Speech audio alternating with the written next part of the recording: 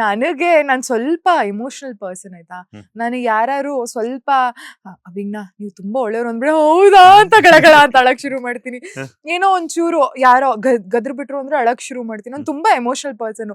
So ನನಗೆ ಯಾವಾಗ್ಲೂ ಹೇಳ್ತಿರ್ತಾರೆ ಯಾಕೆ ಅಳುಮುಂಜಿ ತರ ಅಳ್ತೀಯಾ, ಅಳದ್ ಬಿಡೆ, ಸ್ಟ್ರಾಂಗ್ ಆಗಿರೇ ನೀನು, ಹೆಣ್ಮಕ್ಳು ಯಾರು ಅಳ್ತಾರೇನೆ ಅಂತ ಹೇಳ್ತಾ ಇರ್ತಾರೆ. ಸೊ ಅದೆಲ್ಲ ಮೋಸ್ಟ್ ಆಫ್ ದ ಟೈಮ್ ಅದೇ ನನಗ್ ಸಿಕ್ದಾಗ. ಬೇರೆಯವ್ರಿಗೆ ಬೇರೆ ಬೇರೆ ಇದು ಗೈಡೆನ್ಸ್ ಕೊಡ್ತಿರ್ತಾರೆ. ನನ್ಗಂತೂ ಅಳ್ಬೇಡ ಕಣೆ, ನೀನ್ ಅಳದ್ ನೋಡಕ್ ಆಗಲ್ಲ ನನ್ಗೆ, ಯಾಕೆ ಅಳ್ತೀಯ ನೀನು, ಸ್ಟ್ರಾಂಗ್ ಆಗಿರ್ಬೇಕು ನೀನು, ಹೆಣ್ಮಕ್ಳು ಎಷ್ಟು ಸ್ಟ್ರಾಂಗ್ ಆಗಿರ್ಬೇಕು ಗೊತ್ತಾ. She is very strong. ಅವ್ರು ಅಷ್ಟೇನೆ.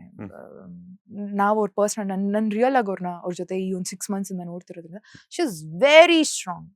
ಅವ್ರ ಮೆಂಟಾಲಿಟಿ ಇಟ್ಸ್ ವೆರಿ ಸ್ಟ್ರಾಂಗ್. ಅಂದ್ರೆ ತೀರಾ ಯಾರೋ ಬಂದು ಹೊಗಳಿದಾಗ ಅದನ್ನ ಓ ಅಂತಾನು ತಗೊಳಲ್ಲ, ಯಾರೋ ತೆಗಳಿದಾಗ ಓ ಅಂತ. She is very neutral. ಆ ಒಂದು ಸ್ಟೆಬಿಲಿಟಿ ತಗೊಳ್ಳೋದು ಇಟ್ಸ್ ವೆರಿ ಟಫ್.